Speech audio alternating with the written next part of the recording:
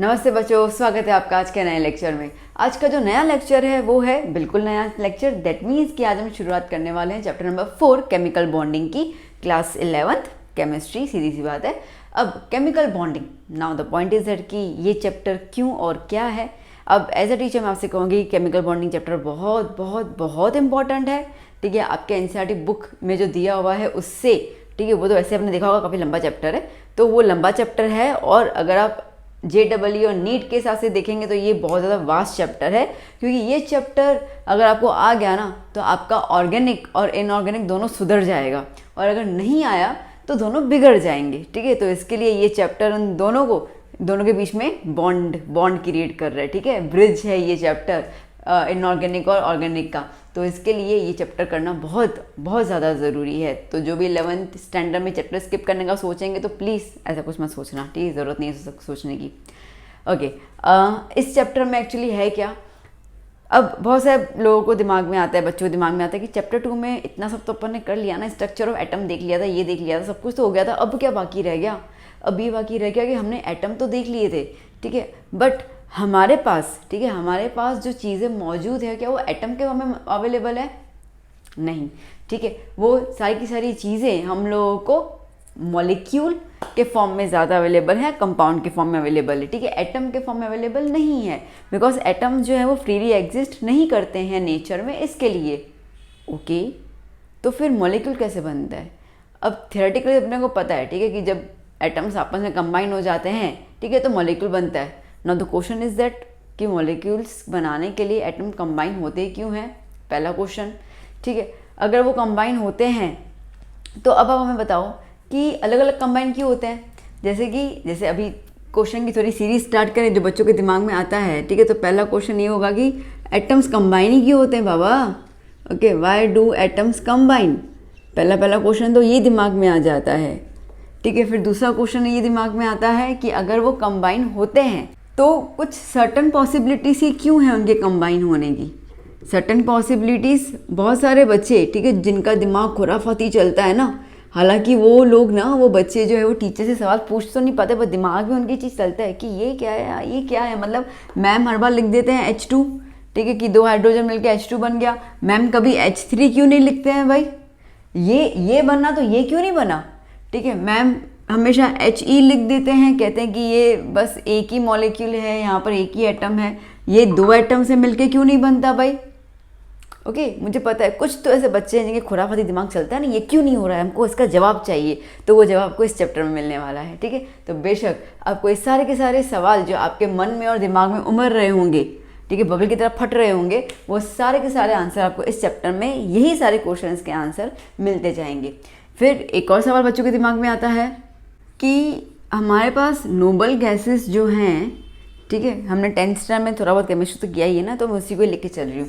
तो आपको पता है नोबल गैसेस जैसे कि हीलियम है, नियोन है, ठीक है, क्रिप्टन है, जेनन है, तो ये सारी नोबल गैसेस तो हैं।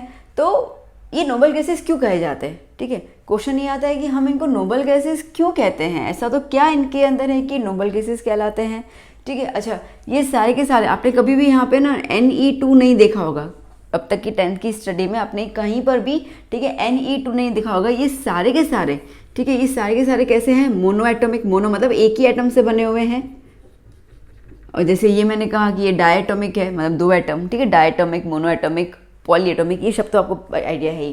तो ये क्यों ऐसे मोनो एटॉमिक है और क्यों, ठीक है, क्यों इनको नोबल गैसेस कहा जाता है, क्या इनके पीछे रीज़न है। ओके, हमारे पास अगर हम लोग कहते हैं कि CO2, ठीक है, H2O, CO2 3 एटम है, 2 ऑक्सीजन के और 1 कार्बन का 3 एटम।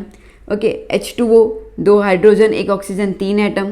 ओके, उसके अलावा SO2, तो ऐसे बहुत सारे हैं जहाँ पे 3 एटम से मिलके बने हुए हैं, बट फिर भी, ठीक है, बट फिर भी इनका शेप जो है वो डिफरेंट क्यों होता है, why they have the different shape, वो नहीं पता चल रहा है हम लोगों को। ओके, बहुत सारे बच्चों के दिमाग में ये भी क्वेश्चन आएगा कि हमको 10th में करवाया गया था regarding the ionic compound and ionic bond और कोवेलेंट बॉन्ड, और हल्का हल्का सा मैम ने हमें, ठीक है, कोऑर्डिनेट कोवेलेंट बॉन्ड के बारे में बताया था ठीक है, इनका मतलब तो थोड़ा थोड़ा हमें समझ में आ चुका था 10th स्टैंडर्ड में, वो तो कोई दिक्कत नहीं है मैम। पर दिक्कत यहाँ पे ये है कि ऐसी तो क्या प्रॉपर्टी है, ठीक है, ऐसा तो क्या है कि कुछ एटम्स जो हैं वो आयनिक बॉन्ड बनाते हैं, कुछ एटम्स जो है वो कोवेलेंट बॉन्ड के साथ अपना रिश्ता जोड़ देते हैं, और कुछ एटम जो है वो कोऑर्डिनेट बॉन्ड के साथ रिश्ता जोड़ देते हैं। तो ये सब क्या है पता चला? यही सारे क्वेश्चन आपके दिमाग में हैं, ठीक है। 9th से होंगे, 10th से होंगे, शायद 11th के स्टार्टिंग से भी बहुत सारे क्वेश्चन होंगे, बट जिनके जवाब आपको नहीं मिले थे। अब ये चैप्टर में आपको ये सारे जवाब मिलने वाले हैं, इसके लिए मैंने कहा कि चैप्टर काफ़ी इंपॉर्टेंट है। तो आइए अब देखते हैं कि इन सारे सवालों के जवाब क्या क्या है। तो इसके लिए इतने सारे सवाल हैं तो जवाब भी ज़्यादा होंगे, जवाब ज़्यादा होगा इसका मतलब कि चैप्टर लेंथी होगा, ठीक है। तो चैप्टर लेंथी है, काफ़ी सारे इसके लेक्चर्स बनेंगे और हर एक लेक्चर को आप अच्छे से इत्मीनान से देखेंगे। नोटबुक लेके रखिए, पेंसिल उठाइए, पेन उठाइए और हर एक चीज़ें नोट डाउन करते जाइए, बहुत ज़रूरी है नोट डाउन करना। ओके ना, अब जैसे कि हम लोग कह रहे हैं कि ये सारी चीज़ें, ठीक है, ये सारे के सारे एटम जो हैं वो एक साथ ज्वाइन हुए हैं, उसको हम लोग कहते हैं बॉन्डिंग। नाउ ये आता है सबसे पहले बात मॉलिक्यूल से, ठीक है। अब ये मॉलिक्यूल वो प्राणी है, ठीक है, जिसको हम लोग 9th से पढ़ते आ रहे हैं, मॉलिक्यूल मॉलिक्यूल मॉलिक्यूल, 10th में मॉलिक्यूल, ठीक है। तो मॉलिक्यूल है क्या? कुछ बच्चों को याद होगा, जिन्होंने 9th बड़ा अच्छे से किया उनको पता भी होगा। Molecule is nothing but the group of atoms, a group of atoms existing together as one species by some chemical bond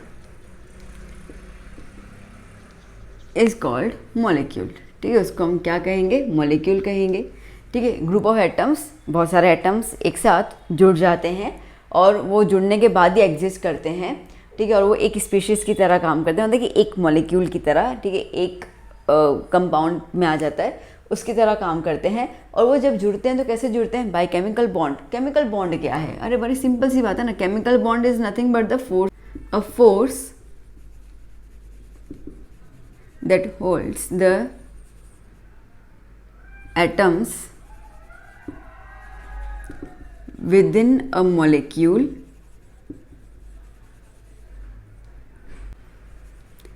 together is called chemical bonding, ठीक है। तो बेसिकली एक तरीके का क्या है? फोर्स है, ये एक तरीके का अट्रैक्शन फोर्स है जो एटम्स को, ठीक है, जो एटम्स को एक दूसरे के साथ बांधे रखता है मॉलिक्यूल के अंदर, और वो मॉलिक्यूल फिर नेचर में एग्जिस्ट करता है स्टेबल के फॉर्म में, ठीक है, मतलब स्टेबिलिटी के साथ। तो उस फोर्स को हम कहेंगे केमिकल बॉन्डिंग, ठीक है। अब जैसे कि आपको, ठीक है, कोई लड़की अच्छी लगती है तो क्या होता है, ठीक है, बैठे बैठे सपने देख लेते हैं, उसको जाके बोलने का, ठीक है, आई लव यू बोलने का, उसको हमें तुमसे इश्क है, प्यार है। उसके बाद सपने देखने के क्या सपने हो जाते हैं, ठीक है, शादी करेंगे, बच्चे होंगे, इतना लंबा सपना देख लेते हैं हम लोग, ठीक है। ये जो भी आजकल चल रहा है, निभा निभी का प्यार जो चल रहा है, ठीक है, तो बस वही प्यार की बात है। तो वही, ठीक है, वही प्यार, वही अट्रैक्शन जो होता है, जो आपको, ठीक है, जो आपको अपने ऑपोजिट जेंडर के साथ होता है, उसी को ही हम लोग क्या बोलते हैं? Force of attraction. वो फोर्स ऑफ अट्रैक्शन केमिकल्स के बीच में जब होता है तो उसको हम लोग कहते हैं केमिकल बॉन्डिंग, ठीक है। तो जिस तरीके से हमारे लैंग्वेज में लव कहा जाता है, उस तरीके से एटम्स के लैंग्वेज में उसको केमिकल बॉन्डिंग कहा जाता है। क्लियर हुआ? इतना समझ आया, ठीक है, केमिकल बॉन्डिंग क्या होता है? तो ये एक तरीके का बाइंडिंग फोर्स रहता है जो अलग अलग एटम्स को या सेम एटम्स को आपस में बांध के रखता है। इतना क्लियर हुआ? ठीक है ना? Okay, now the point is that कि कितने टाइप के केमिकल बॉन्ड्स होते हैं और किस किस टाइप के अपने को स्पीशीज या मॉलिक्यूल्स मिलते हैं, ठीक है। तो हम उसकी बात कर रहे हैं। इसको मैं रब कर दे रही हूँ, कुछ खास लिखने जैसा है नहीं इसके अंदर, तो just let me rub this. आई बच्चों, जैसे अभी हमने कहा कि कितने टाइप के हमारे पास मॉलिक्यूल्स बनेंगे, तो वो हम देख लेते हैं। देखो, हमारे पास बनेंगे डाई एटॉमिक मॉलिक्यूल, फिर से डाई एटॉमिक मॉलिक्यूल, फिर पॉली एटॉमिक मॉलिक्यूल, फिर से पॉली एटॉमिक मॉलिक्यूल, ठीक है। तो अब आपने मैम दो दो बार क्यों लिखा, वो इसके लिए लिखा क्योंकि इसमें भी थोड़ा सा चेंज है। वो ये है कि यहाँ पे डाई एटॉमिक होमोन्यूक्लियर मॉलिक्यूल बनेगा, यहाँ पे क्या बनेगा, हेट्रोन्यूक्लियर मॉलिक्यूल।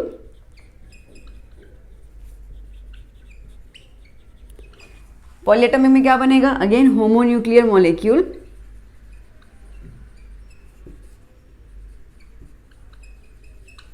और यहाँ पर हेट्रोन्यूक्लियर मॉलिक्यूल। ठीक है, ओके मैम, समझ गए। सो नाउ अब होमोन्यूक्लियर हेट्रोन्यूक्लियर में डिफरेंस क्या है? अरे बड़ा सिंपल सा बात है बच्चा। होमो मतलब सेम और हेट्रो मतलब डिफरेंट। ठीक है, सीधी सी बात है। तो अब यहाँ पे डाई एटॉमिक होमोन्यूक्लियर मॉलिक्यूल मतलब कि सेम एटम जब आपस में मिल जाते हैं और मॉलिक्यूल बनाते हैं तो उसको हम लोग कहेंगे होमोन्यूक्लियर मॉलिक्यूल। डाई एटॉमिक मतलब कि दो एटम का मिलना। तो जैसे एग्जांपल में हम ले सकते हैं यहाँ पे chlorine Cl2, hydrogen H2, N2, O2 etcetera, बहुत सारे हैं ना ऐसे। ठीक है, तो क्या हुआ, Cl2 मतलब कि दो Cl आपस में जुड़ के मिल गए हैं, H2 मतलब कि दो हाइड्रोजन मिल गए हैं, दो नाइट्रोजन मिल गए हैं। तो दो सेम एटम्स आपस में जब कंबाइन हो जाते हैं और जो हमें स्टेबल मॉलिक्यूल मिलता है उसको हम कहेंगे डाई एटॉमिक होमोन्यूक्लियर मॉलिक्यूल। ठीक है, डाई मतलब कि दो। अब बात करते हैं यहाँ पे डाई एटॉमिक हेट्रोन्यूक्लियर मॉलिक्यूल। अब हेट्रो मतलब अलग अलग। ठीक है, तो यहाँ पर अलग अलग कौन से होंगे, जैसे कि HCl, NaCl, है ना। H और Cl है तो दो ही एटम ना, मिलकर HCl बन गया, NaCl। ठीक है, Na और Cl हो गया। ओके, और क्या हो सकता है हम लोग, LiH, लिथियम और हाइड्रोजन, लिथियम हाइड्राइड। ऐसे बहुत सारे एग्जांपल्स आपके पास रहेंगे। ठीक है, तो आप इस तरीके के मॉलिक्यूल्स को कहोगे डाई एटॉमिक हेट्रोन्यूक्लियर मॉलिक्यूल। अब हम बात करते हैं पॉलीएटॉमिक होमोन्यूक्लियर मॉलिक्यूल की। पॉली मतलब मैनी, इतना तो क्लियर हो गया आप लोगों को। ठीक है, पॉली मतलब मैनी, बहुत सारे। अब कैसे हैं, होमोन्यूक्लियर मतलब बहुत सारे हैं बट होमोन्यूक्लियर है। जैसे कि P4, ठीक है, मतलब कि एक फॉस्फोरस के एक मॉलिक्यूल में 4 एटम चाहिए होती है अपने को। ठीक है, तब जाके फॉस्फोरस का मॉलिक्यूल बनता है।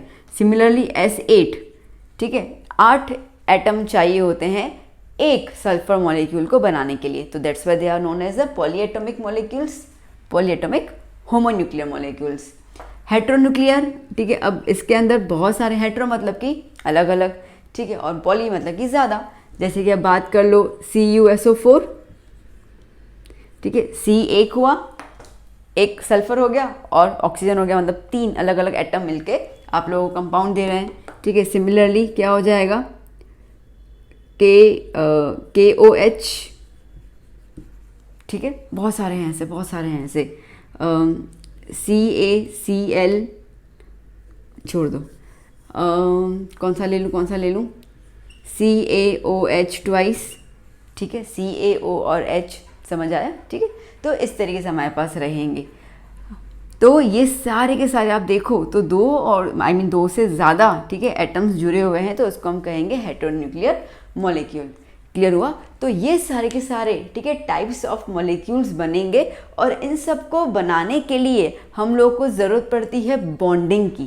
ठीक है, हम लोग को ज़रूरत पड़ती है बॉन्डिंग की। इसके लिए, इन सब के लिए हमारे पास जो बॉन्डिंग आती है, ठीक है, जो हमारे पास बॉन्डिंग आती है वो कैसी आएगी, वो हमारे पास बॉन्डिंग आएगी आयोनिक बॉन्डिंग।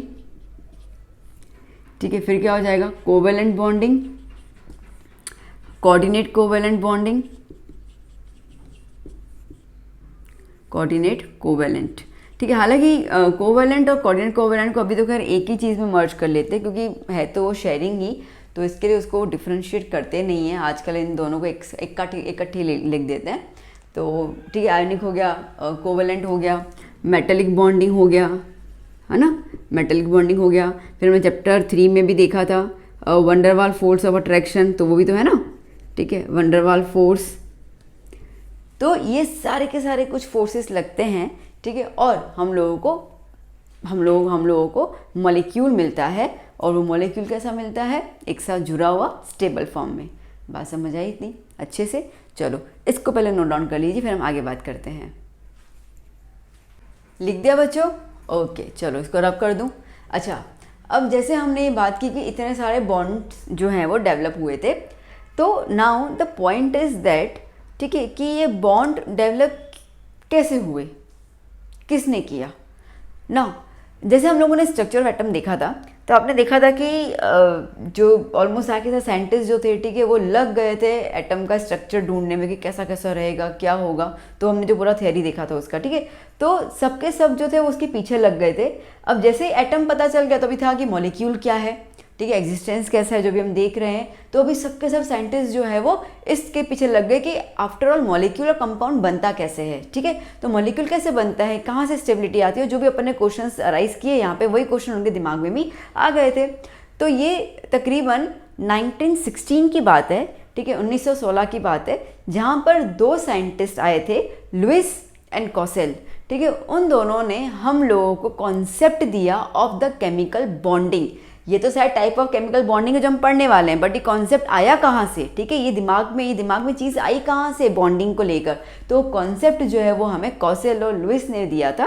हालांकि दोनों ने अलग अलग काम किया था, ठीक है, दोनों एक अपने घर पे काम करे, एक अपने घर पे काम कर, उनकी कोई दोस्ती यारी कुछ भी नहीं है, उनको कुछ पता ही नहीं है।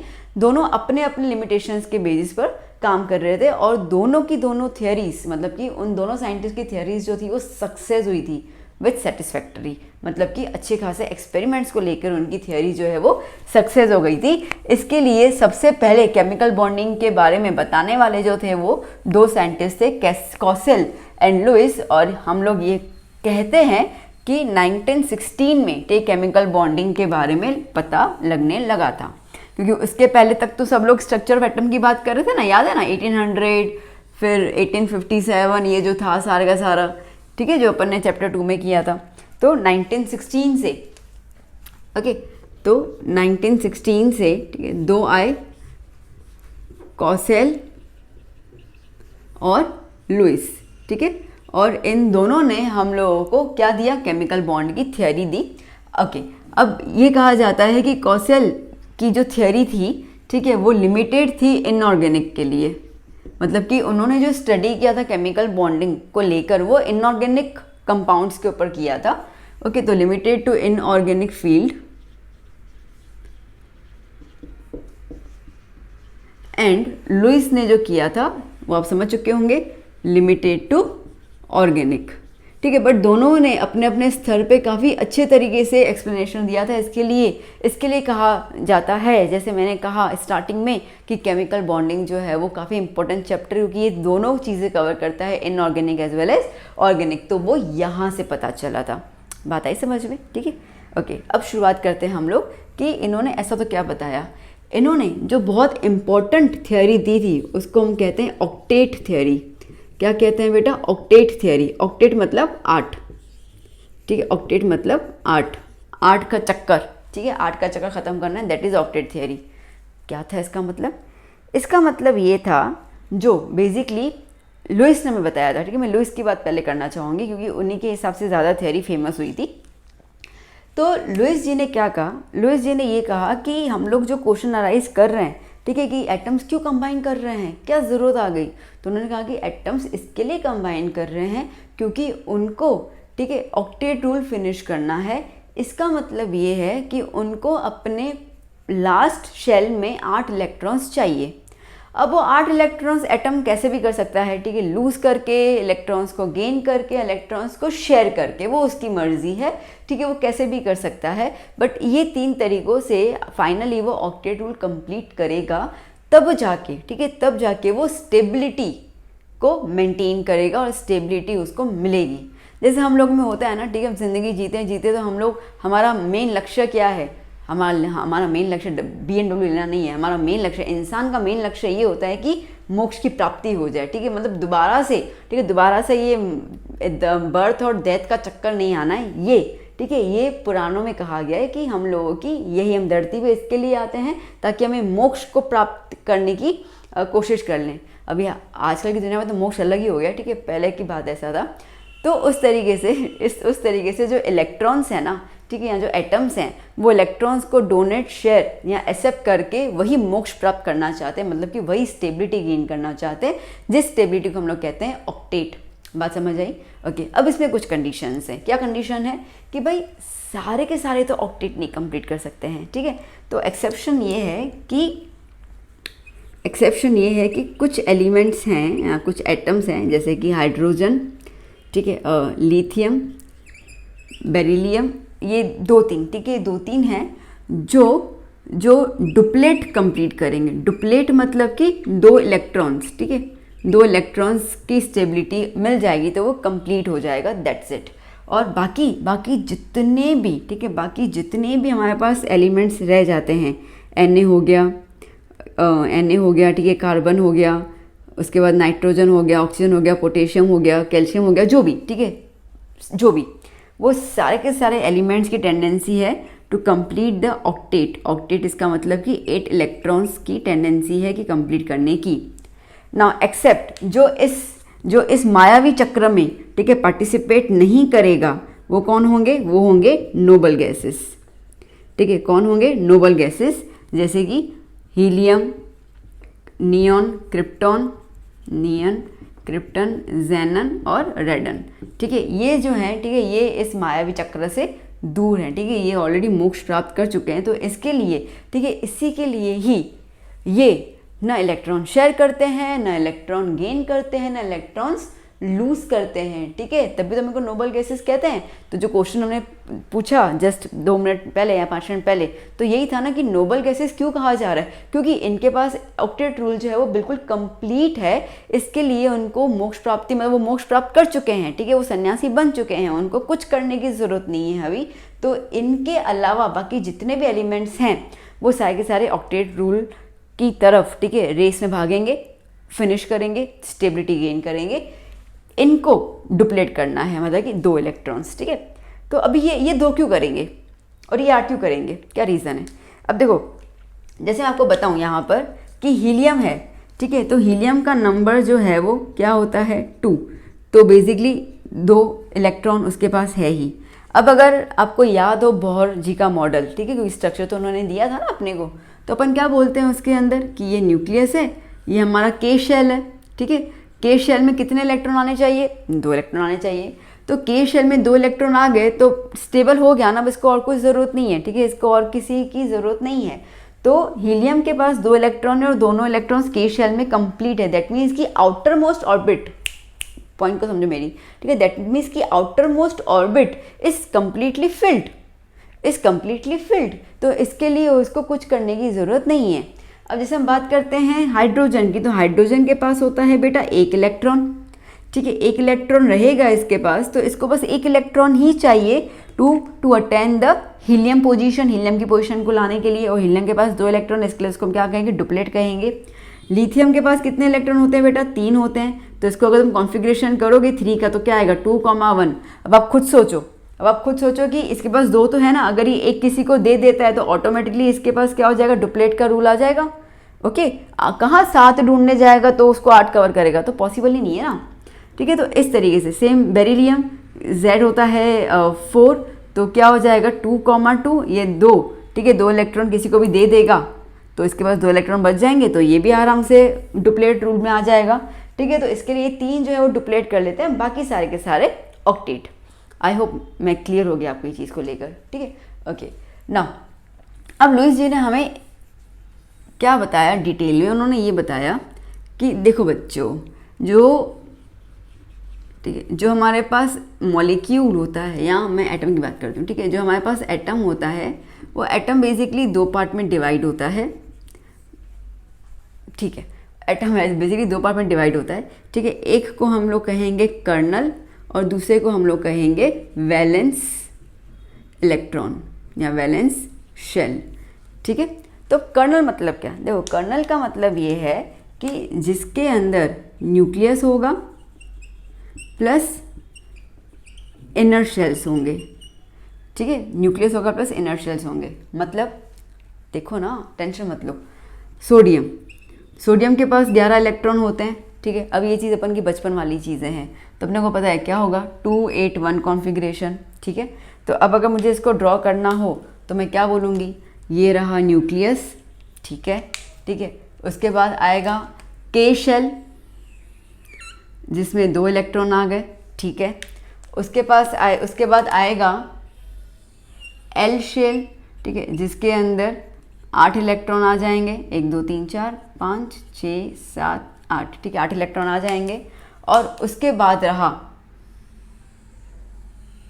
ये एक और शेल जिसके अंदर 1 ही इलेक्ट्रॉन है।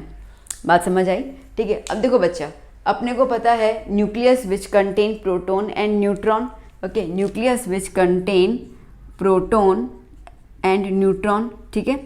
और इनर शेल्स, अब देखो ये जो K है उसमें 2 इलेक्ट्रॉन चाहिए, पता है अपने को, चलो ये कंप्लीटली फिल्ड है। फिर आया L, कितने चाहिए, 8 इलेक्ट्रॉन चाहिए, है, चलो कंप्लीटली फिल्ड है। तो जो कंप्लीटली फिल्ड इनर शेल्स होते हैं प्लस न्यूक्लियस, उसको हम क्या कहेंगे, कर्नेल कहेंगे, ठीक है। अब ये जो लास्ट वाला बचा है, लास्ट वाला कितना इलेक्ट्रॉन है, 1 ही इलेक्ट्रॉन है, इसको हम कहेंगे वैलेंस शेल। वैलेंस शेल इसका मतलब कि the outermost shell, okay, valence shell इसका मतलब कि the outermost shell, the outermost shell, ठीक है। अभी आउटर मोस्ट शेल में जितने इलेक्ट्रॉन्स होंगे उसके ऊपर डिपेंड करेगा कि वो शेयर करेगा, गेन करेगा या लूज करेगा to achieve the octet theory, okay. तो ये इस पे डिपेंड करता है, ठीक है, depends on electrons, okay, whether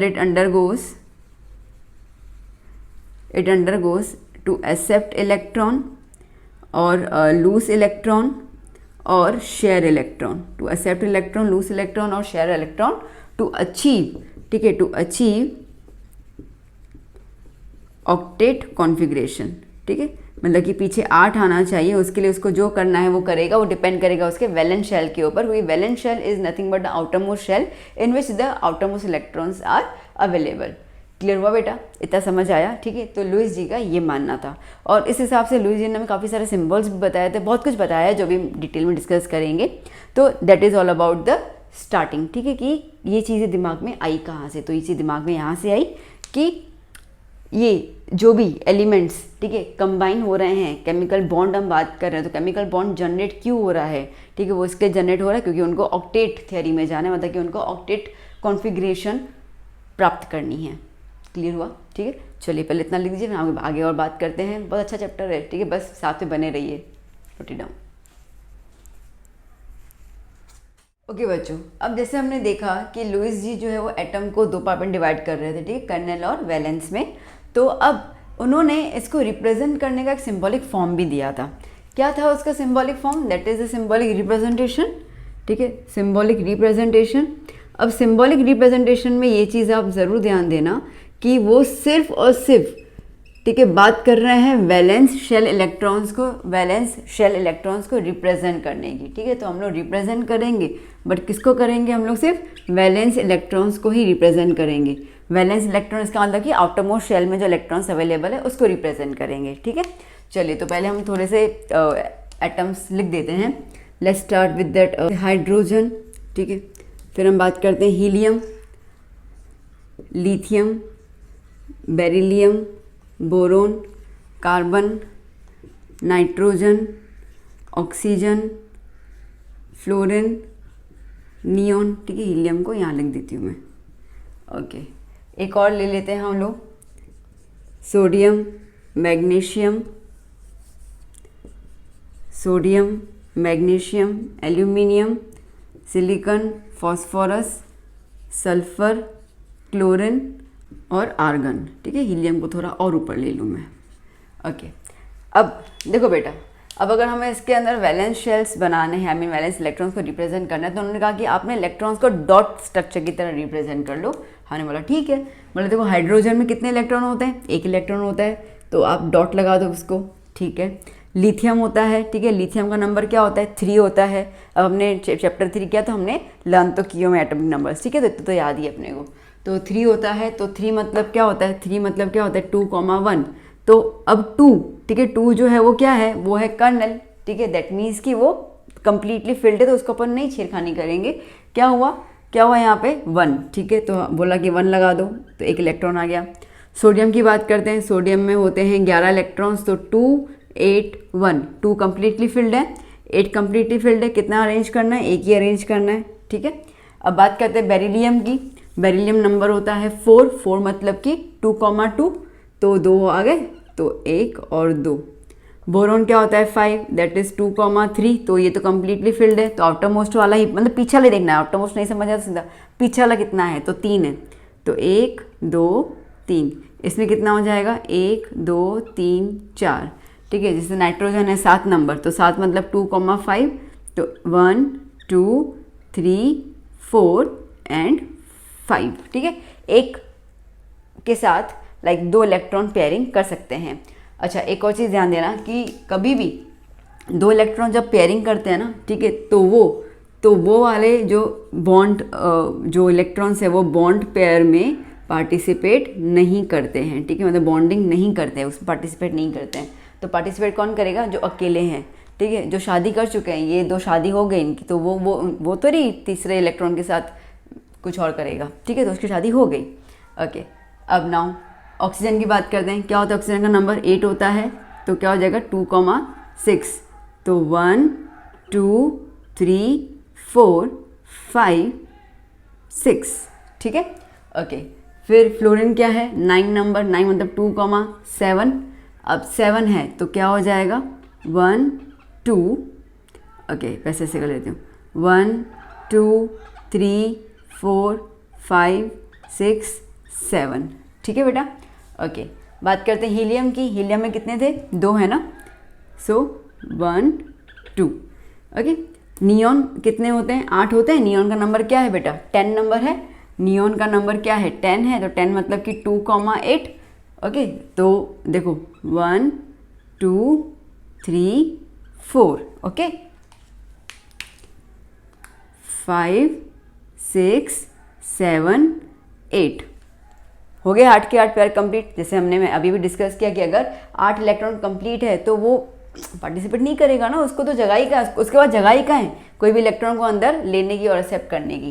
okay, magnesium की बात करते हैं तो क्या हो जाता है 12, तो 12 मतलब कि 2,8,2, तो पीछे 2 आया, ठीक है। एल्यूमिनियम में क्या हो जाएगा 3, इसमें क्या हो जाएगा 4, समझ आ रहा है ना, सेम ही है, ठीक है। इसके अंदर 5 1 2 3 4 और ये 5, इसमें 6 1 2 3 4 5 एंड 6 7 1 2 3 4 5 6 7, यहाँ पे 8 के 8 आ जाएंगे, ठीक है। 1 2 3 4 5 6 7 8, बात समझ आई इतना, हाँ बिल्कुल अच्छे से।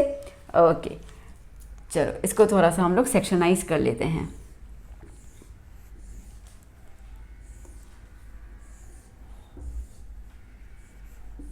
ओके, सो नाउ बेटा अभी देखो, अभी आता है अपना एक नया पोर्शन यहाँ पे, ठीक है। यहाँ से अभी आपको 2 चीज़ें करनी है। क्या करना है, वैलेंस इलेक्ट्रॉन्स के बारे में लिख देना है, ठीक है, और उसके साथ साथ क्या लिख दोगे, वैलेंसी। वैलेंसी मतलब क्या होता है बेटा, वैलेंसी इसका मतलब कि the capacity, okay, the capacity to accept और शेयर और गेन द इलेक्ट्रॉन, ठीक है। तो क्या हो जाएगा, valency is nothing but it's a capacity of an atom to accept, lose और शेयर द इलेक्ट्रॉन्स, ठीक है। तो इस कैपेसिटी की बात करते हैं। देखो कैपेसिटी में 8 नंबर याद करना, बताती हूँ मैं कैसे। जैसे कि ये मैंने, ओके ठीक है, ये हो गया वैलेंस इलेक्ट्रॉन्स। चलो बच्चों, अब देखो इसके अंदर एक ही इलेक्ट्रॉन है, आउटर मोस्ट में एक इलेक्ट्रॉन है, तो एक इलेक्ट्रॉन है तो वैलेंसी भी क्या हो जाएगी 1, ठीक है। कितने इलेक्ट्रॉन है 2, तो वैलेंसी भी क्या हो गई 2। कितने इलेक्ट्रॉन है 3, तो वैलेंसी भी क्या हो जाएगी 3। कितने इलेक्ट्रॉन है 4, तो वैलेंसी भी क्या हो जाएगी 4। इतना आया समझ में। अब कितने इलेक्ट्रॉन है, 1 2 3 4 5, ठीक है 5। अब आप खुद देखो कि पेयरिंग कितने की नहीं है, 1 2 3, 3 की पेयरिंग नहीं है, तो यहाँ पे हैं तो आउटर मोस्ट इलेक्ट्रॉन कितने 5, ठीक है। आउटर मोस्ट कितने हैं 1 2 3 4 5, बट पेयरिंग कितनों की नहीं है 1 2 3 इलेक्ट्रॉन्स की पेयरिंग नहीं है, तो वैलेंसी कितना हो गया, वैलेंसी 3 हो गया। ओके, यहाँ पे देख लो कितने हो गए 1 2 3 4 5 6, यहाँ पे देखो 1 2 3 4 5 6, तो वैलेंस ओके, वैलेंस इलेक्ट्रॉन्स कितने हैं, 6 हैं। अब वैलेंसी, ठीक है, तो कितने अनपेयर्ड हैं इलेक्ट्रॉन, 1 और 2। कितने अनपेयर्ड हैं, 1 और 2, तो वैलेंसी क्या हो गई, 2। बात पकड़ में आई। ओके, यहाँ पे देखो 1 2 3 4 5 6 7, 1 2 3 4 5 6 7, तो वैलेंस इलेक्ट्रॉन 7 हैं। अब अनपेयर कितना है, ठीक है, लोन पेयर मतलब उसको एक्चुअली लोन पेयर कहते हैं, अकेला, ठीक है, बेचारा अकेला तन्हा, ठीक है, उसको कोई गर्लफ्रेंड नहीं मिल रही, कोई शादी के लिए नहीं मिल रहा, कौन है, एक ही है ना, यहाँ पे एक है, यहाँ पे भी मतलब एक ही है, तो कितना होगा 1। यहाँ पे देख लो 1 2 पेयर कोई है नहीं, खाली नहीं है, ठीक है, तो इसके लिए 2, बाकी 1 2 3 4 5 6 7 8, 1 2 3 4 5 6 7 8, ठीक है, 8 है। दैट मीन्स कि ये डुप्लेट और ऑक्टेट कंप्लीट कर रहा है। अच्छा, इनमें से किसी का भी इलेक्ट्रॉन लोन पेयर है, अकेला है किसी का भी, ना इसका है, ना इनमें से किसी का है, ना इनमें से किसी का है, तो इसका वैलेंसी क्या हो जाएगा बेटा, 0, ठीक है। दैट मीन्स कि उनको किसी की ज़रूरत नहीं है, ठीक है, दे आर कम्प्लीटली फिल्ड। बात समझ आई। तो यहाँ से अपने को मिल जाती है वैलेंसी। अब अगर मैं शॉर्टकट में एक चीज़ बताऊँ तो नोट करके ये चीज़ मेंशन कर लेना कि अगर वैलेंस इलेक्ट्रॉन्स 4 से इक्वल हैं, मतलब कि लाइक 1 2 3 4 हैं, ओके, लेस देन और इक्वल टू 4 हैं, ठीक है, तो उनकी वैलेंसी भी सेम होगी, ठीक है, वैलेंसी भी सेम होगी। और कितने और लिख दिए मैंने, और अगर वैलेंस इलेक्ट्रॉन्स ग्रेटर देन 4 है, ठीक है, 4 से ज़्यादा है, मतलब 5 6 7 8, ठीक है, 5 6 7 की बात करेंगे, तो उनकी वैलेंसी को आप 8 में से माइनस कर लेना, ठीक है, 8 में से माइनस कर लोगे, क्या माइनस करोगे, वैलेंस इलेक्ट्रॉन्स को 8 में से माइनस कर लोगे तो आपको वैलेंसी मिल जाएगी, ठीक है बेटा, 8 में से माइनस कर लेना है। तो देखो अभी टेंशन मत लो, देखो 4 तक तो ये आ गए, यहाँ से स्टार्ट हो रहा है ना वैलेंस इलेक्ट्रॉन, तो क्या कर लिया मैंने, 8 - 5 मिल गया 3, यहाँ पे 8 - 6 मिल गया 2, 8 - 7 मिल गया 1, और ये 8 - 8 मिल गया 0। बात समझ आई, ठीक है। तो इस तरीके से वो करना है। तो 4 से कम और इक्वल टू 4 में जो भी नंबर है वो एज इट इज लिखोगे, 5 मतलब ग्रेटर देन 4 के बाद जो भी नंबर आता है उसको 8 से माइनस कर लेना, आपको वैलेंसी पता चल जाएगी। तो आपके पास वैलेंसी जाने के बहुत सारे तरीके आपको मिल गए, ठीक है, 8 से माइनस करने का, या आप इसमें देख लो कि कितने इलेक्ट्रॉन्स जो हैं वो लोन है, अकेले हैं, उतना उसका वैलेंसी। ये हम लोगों को पूरा कॉन्सेप्ट दिया लुईस जी ने, ठीक है। उन्होंने ऐसा हमें बताया कि देखो अगर आप एक क्यूब को इमेजिन करो, ठीक है, अगर मैं यहाँ पे क्यूब ड्रॉ कर लूँ, कहाँ ड्रॉ करूँ, ठीक है, यहाँ पे अगर मैं एक क्यूब ड्रॉ कर लेती हूँ, देखो ये क्यूब,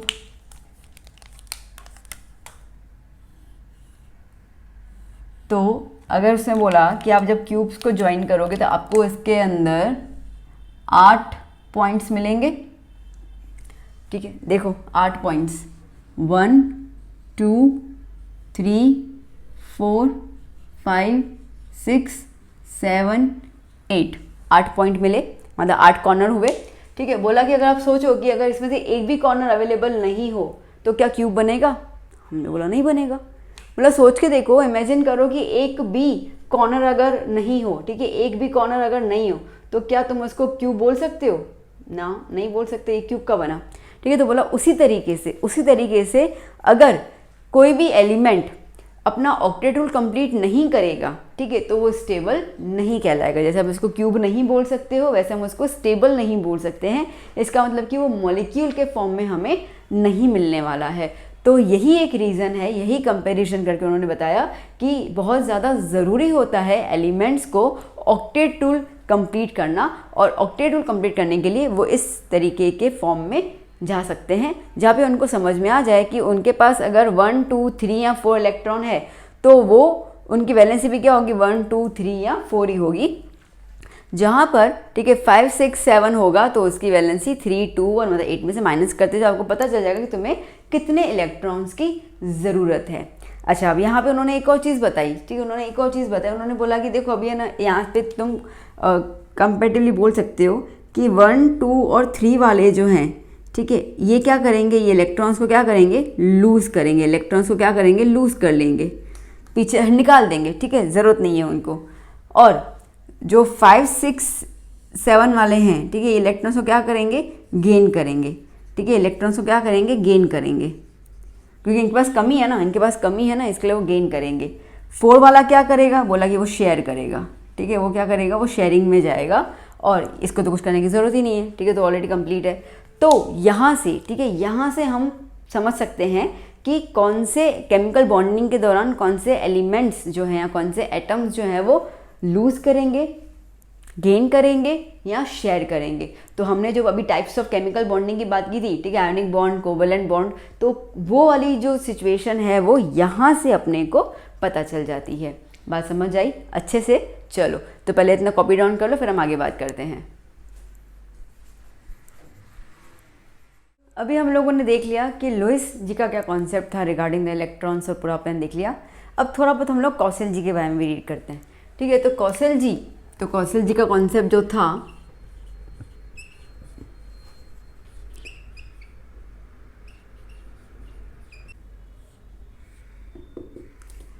इन्होंने क्या कहा, इन्होंने ये कहा कि जो नोबल गैसेस है ना, ठीक है, तो जो भी नोबल गैसेस हैं, helium, neon, argon, krypton, xenon, radon, ठीक है, ये जो नोबल गैसेस हैं, इन नोबल गैसेस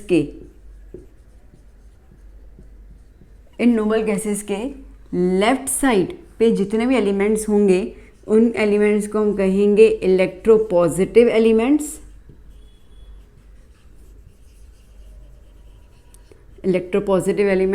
और उनके राइट साइड में जो होंगे उनको हम कहेंगे इलेक्ट्रो नेगेटिव एलिमेंट्स, ठीक है। ओके, अब इलेक्ट्रोपॉजिटिव और नेगेटिव का मतलब क्या है? इसका मतलब ये है कि लेफ्ट साइड में जितने भी एलिमेंट्स होंगे वो सारे के सारे क्या करेंगे, इलेक्ट्रॉन को लूज करेंगे, ठीक है, लूज इलेक्ट्रॉन्स। तो यहाँ पे ये क्या हो गए, ये इलेक्ट्रॉन डोनर हो गए, that is they are the electron donors, ठीक है। और राइट साइड में क्या हो जाएगा, राइट साइड में हो जाएगा इलेक्ट्रॉन एक्सेप्टर्स, ठीक है, वो इलेक्ट्रॉन एक्सेप्ट करेंगे, इसका मतलब कि गेन करेंगे, ठीक है, दे गेन द इलेक्ट्रॉन्स। ओके, तो अब जब इलेक्ट्रॉन को लूज करेंगे, ठीक है, जब इलेक्ट्रॉन को लूज करेंगे तो यहाँ पे वो पॉजिटिव चार्ज कैरी करेंगे, जिसको हम लोग कहते हैं कैटायन, और ये जो होंगे, ठीक है, ये नेगेटिव चार्ज कैरी करेंगे, जिसको हम लोग कहेंगे एनायन। इतना क्लियर हुआ? ओके, नाउ अब एक्चुअली इसका मतलब क्या, इसका मतलब ये है कि इन्होंने एक एग्जांपल बोला कि ले लो, चलो हम ले लेते हैं ना, ले लेते हैं। तो जैसे कि सोडियम है, तो सोडियम के पास टोटल होते हैं 11 इलेक्ट्रॉन्स, ठीक है। तो अगर हम इसका कॉन्फ़िगरेशन लिखें तो क्या हो जाएगा, 1s2, 2s2, 2p6, 3s1, ठीक है, क्लियर हो गया? ओके, तो जब ये सोडियम अपना एक इलेक्ट्रॉन, ठीक है, डोनेट कर लेगा, बाहर की तरफ निकाल देगा, तो वो क्या बन जाएगा, एक इलेक्ट्रॉन डोनेट कर लिया ना। क्यों डोनेट क्यों कर रहा है, एक्सेप्ट भी तो कर सकता है। सुनो ना, बात सुनो मेरी, देखो आउटर मोस्ट में कितने इलेक्ट्रॉन हैं, एक, ठीक है। अगर वो एक्सेप्ट करेगा तो उसको 7 इलेक्ट्रॉन चाहिए पीछे 8 कवर अप करने के लिए। अब क्या टेक्निकली और एक्सपेरिमेंटली पॉसिबल है कि सोडियम 8 इलेक्ट्रॉन को लेके आए, आई मीन 7 को लेके आए, 2, एक तो उसके पास है ही, ठीक है। 7 इलेक्ट्रॉन को जाके लेके आना वो बहुत ज़्यादा मुश्किल है, उतनी एनर्जी चाहिए, सब कुछ चाहिए, ठीक है। हमने एंथैल्पी वगैरह देखा था थर्ड चैप्टर में, तो चीज़ें मतलब नामुमकिन जैसी चीज़ है, पॉसिबल ही नहीं है। तो उसके लिए बेटर क्या है, उसके लिए बेटर ये कि भाई मैं ना चुपचाप से एक इलेक्ट्रॉन दान दे दूँ, मेरे लिए वो बेटर है, ठीक है। कर्म भी अच्छा होगा, भगवान भी मेरा भला करेगा, ठीक है, दान भी हो गया और मैं स्टेबल भी हो गया। तो इस हिसाब से वो क्या हो जाएगा, वो एक इलेक्ट्रॉन को दे देगा। तो जब वो एक इलेक्ट्रॉन को दे देता है तो अब कॉन्फ़िगरेशन क्या हो गया, देखो इस दौरान क्या कॉन्फ़िगरेशन था, 1s2, 2s2, 2p6, 3s1, ठीक है। अब ये एक इलेक्ट्रॉन डोनेट कर दिया उसने अभी, तो इसका अंदर भी रहेगा नहीं ना, तो क्या आया 1s2, 2s2, 2p6। अब देखो 2 इज़ द सेकंड शेल, कितने इलेक्ट्रॉन आ गए, 6 + 2 8 इलेक्ट्रॉन आ गए, कॉन्फ़िगरेशन कंप्लीट इसकी, ऑक्टेट वाली स्टेबिलिटी में आ गया ये, ठीक है।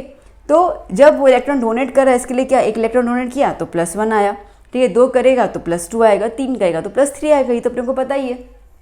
अगर यहाँ पे हम बात करते हैं, जैसे एग्जांपल ले रहे हैं क्लोरीन की, ठीक है, तो क्लोरीन के पास होते हैं 17 इलेक्ट्रॉन्स, तो क्या हो जाएगा 1s2 2s2 2p6 3s2 3p कितना हो जाएगा 10 और 2 12 3p5, क्लियर हुआ, 3p5। ओके, अब आप देखो यहाँ पर, तो इसके आउटर मोस्ट में जो थर्ड शेल है उसमें 2 + 5 कितने हुए 7, कितने चाहिए उसको 8 चाहिए, तो वो क्या करेगा, वो एक इलेक्ट्रॉन एक्सेप्ट कर लेगा। तो जैसे ही, ठीक है, जैसे ही क्लोरीन एक इलेक्ट्रॉन एक्सेप्ट करेगा तो क्या बन जाएगा Cl-। तो अब इसी कॉन्फ़िगरेशन क्या थी 1s2 2s2 2p6 3s2 3p5, जब उसने एक इलेक्ट्रॉन एक्सेप्ट कर लिया तो कॉन्फ़िगरेशन क्या हो गई 1s2 2s2 2p6 3s2 3p6, okay, outer most में हो गए 8 इलेक्ट्रॉन। ओके, अब क्या होगा यहाँ से, ठीक है, यहाँ से कौशल जी ने हम लोगों को आइडिया दिया रिगार्डिंग द आयोनिक बॉन्ड। जी हाँ, आयोनिक बॉन्ड का एक्चुअली जो फॉर्मेशन है और सब कुछ है वो कौशल के कॉन्सेप्ट से आया था, ठीक है। हाँ, कौशल जी के दिमाग में वो शेयरिंग फेयरिंग वाला कोई कॉन्सेप्ट नहीं था, ठीक है, तब तक उनके दिमाग में ऐसी कोई आइडियाज़ नहीं आए थे जहाँ पे वो शेयरिंग की बात करें।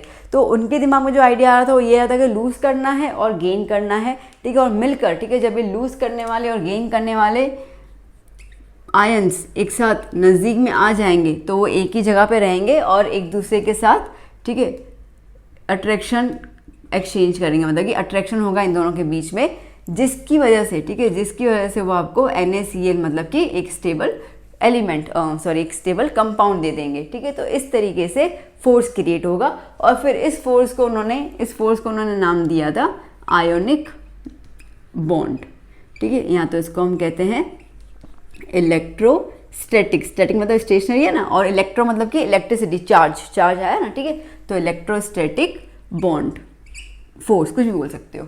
तो इस तरीके से उनका चार्जिंग क्रिएट हुआ, पता चला, ठीक है। तो ये वाला जो कॉन्सेप्ट है दैट मीन्स अगर मैं बोलूँ तो शेयरिंग के बारे में लुईस जी ने बताया था, नो डाउट, ठीक है, बट गेन और लूज करने का जो बताया था वो कौशल जी ने बताया था। तो यहाँ से बॉन्डिंग क्या है आई थिंक आपको समझ में आ चुका होगा, क्यों ज़रूरी है वो भी समझ में आ चुका होगा, ठीक है। ऑक्टेट रूल उनका कॉन्फ़िगरेशन फिनिश करना है तो आपको क्लियर हो चुका है। अब हम देखेंगे आयोनिक बॉन्ड को बहुत डिटेल में कुछ एग्जांपल्स लेकर, ठीक है। तो खैर मैंने अभी एक एग्जांपल ली थी, इससे तो कहाँ पेट बढ़ता है अपना ना, अपने को तो ऐसे अच्छा खासा एग्जांपल्स का भंडार चाहिए। तो अब हम देखेंगे नेक्स्ट लेक्चर में regarding the ionic bond formation and the covalent bond formation, और फिर आगे चैप्टर को कंटिन्यू करते जाएंगे। टिल देन इस चीज़ों को लिख दीजिए, और ठीक है, अभी के अभी वीडियो खत्म हो गया ना, ठीक, खत्म हो गया ना, अब आपको कहीं और वीडियो पे नहीं जाना है, टेक्स्ट बुक निकालिए, टेक्स्ट बुक निकाल के यहाँ तक कंप्लीटली रीडिंग कर लीजिए जो भी, ठीक है। एक चीज़ समझ लेना, आपका टेक्स्ट बुक आपका बाइबल है बेटा, ठीक है। तो जो भी अच्छे खासे टॉपर्स होते हैं या क्या, आप अगर वो बिल्कुल प्योरली बता पाए आपको, तो आपको ज़रूर कहेंगे कि टेक्स्ट बुक सबसे पहले फिनिश करो। तो रीडिंग करते जाओ, ओके, हाईलाइटर से मार्क करते जाओ, इंपॉर्टेंट पॉइंट्स लिख तो दिया ही आपने, उसमें मार्किंग हो जाए, तो इस तरीके से चीज़ें आपके दिमाग में सेट हो जाएंगी, फिट हो जाएंगे, आप नहीं भूलोगे। क्लियर हुआ? ओके। और ये वीडियो कैसा लगा ज़रूर बताना प्लीज़, ठीक है, ज़रूर बताना। वीडियो को आप शेयर ज़रूर करना आपके फ्रेंड्स के साथ। आपको लगता है कि वीडियो वर्दी है तो इसका बेनिफिट आपके फ्रेंड्स को भी होना चाहिए और मुझे भी थोड़ा सा बेनिफिट हो जाएगा अगर मैं देखूंगी कि बच्चे मुझे प्यार कर रहे हैं। तो आपके प्यार कमेंट्स ज़रूर लिखना। हम मिलते हैं नेक्स्ट सेक्शन में। Till then bye bye, take care.